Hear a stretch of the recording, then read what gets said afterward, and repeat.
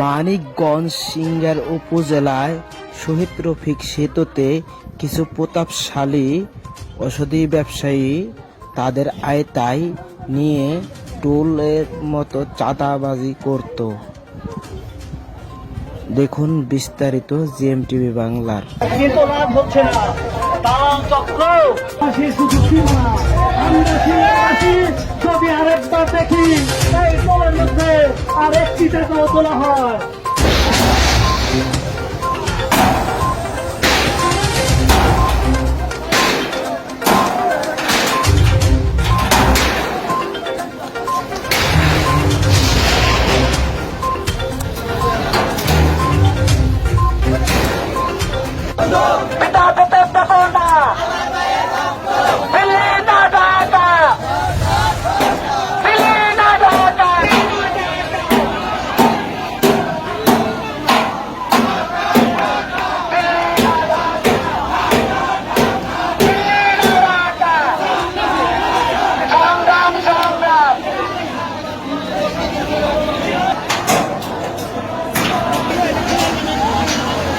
সুপ্রিয় দর্শক, এখানকার টোল নিয়ে বিশৃঙ্খলা হয়েছে আর সর্বোচ্চ এক চাঁদার মতো সিস্টেম, আপনারা দেখতে থাকুন।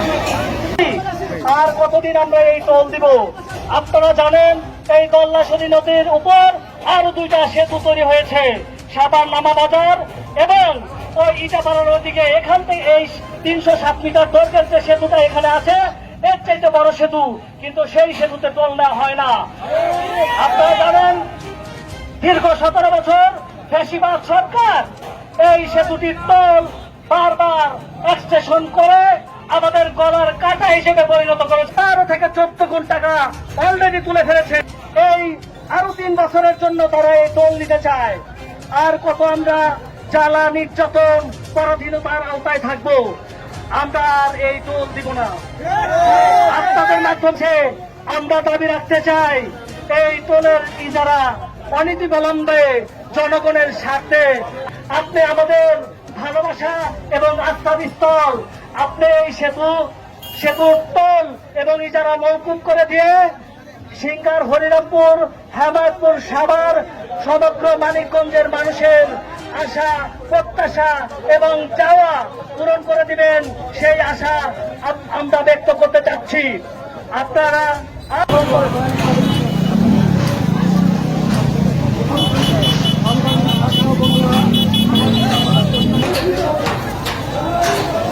সুপ্রিয় দর্শক, দুর্নীতির কারবার দমন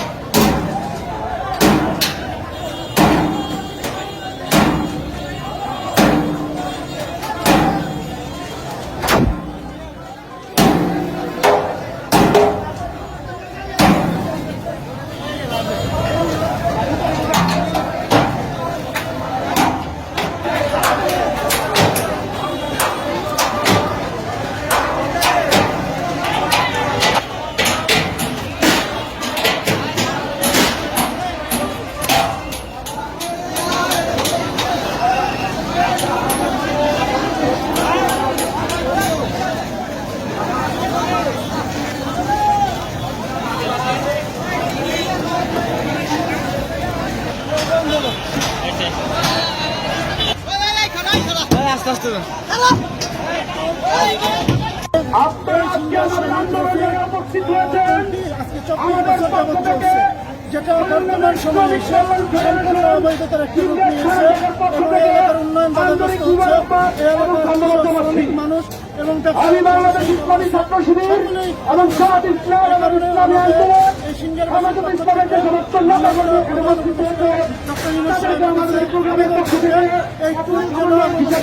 এই সিংহের বাসাতে এই ধরনের আন্দোলন করতে দেওয়া হয়। এজন্য আমরা সামনে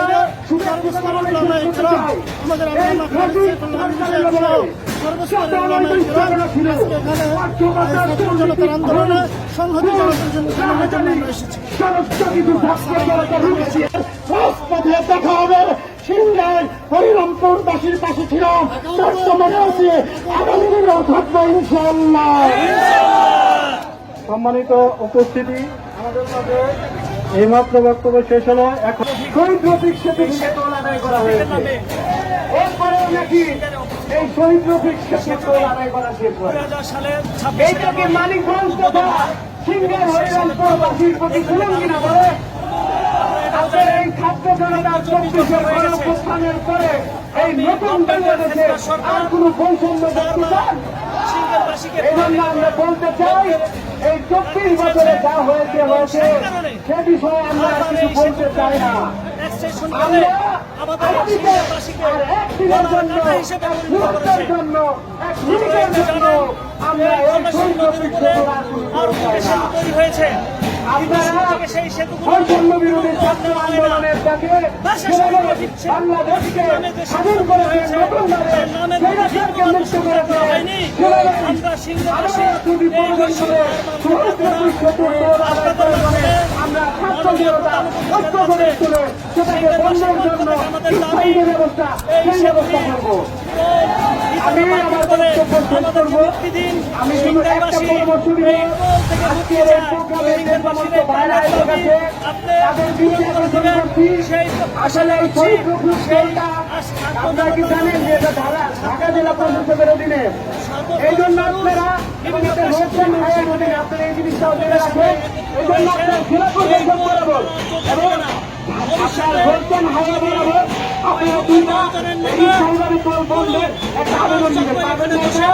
এবং আপনাদের যাতে আইনি প্রক্রিয়াতে সাহায্য করা লাগে সেই বিষয়ে আমরা আপনাদের সাহায্য করবো ইনশাআল্লাহ। এই আন্দোলন লাগাতার ভাবে চলতে থাকবে। যে পর্যন্ত আমাদের দাবি বাস্তবায়ন না হয় আমরা বারবার এখানে আসবো। যে পর্যন্ত এই বেশিরভাগ সরকারের দোষগুলো তাদের এই অনষ্টকরণের কার্যক্রম পরিচালনা করবে সেই পর্যন্ত আমরা এই আন্দোলন চালিয়ে যেতে থাকবো। ধন্যবাদ সবাইকে। আসসালামু আলাইকুম। ইসলামী আন্দোলন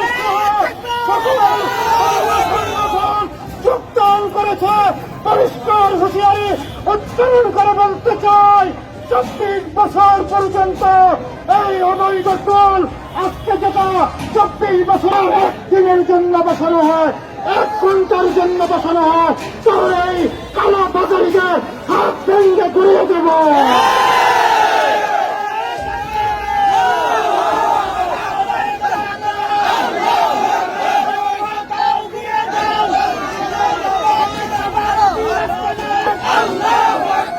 সংগ্রামী তৌহিদি জনতা, আজকে বাংলাদেশ থেকে হাজার হাজার কোটি টাকা বিদেশে পাচার করে রাখা হয়েছে।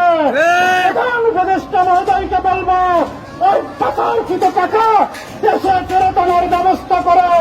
তেল দিয়ে আপামর গরিব জনতার রক্ত চুষার সুযোগ এই সিংহাই শহীদ রফিক সরণিতে শহীদ রফিক তুলে আমরা এক মুহূর্তের জন্য বরদাস্ত করব না।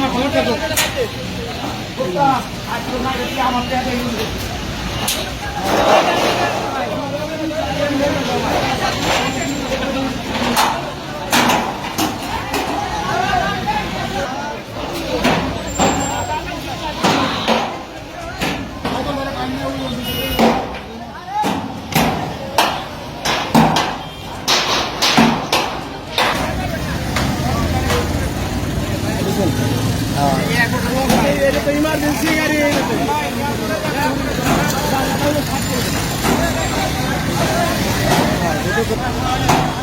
দর্শক, মানিকগঞ্জ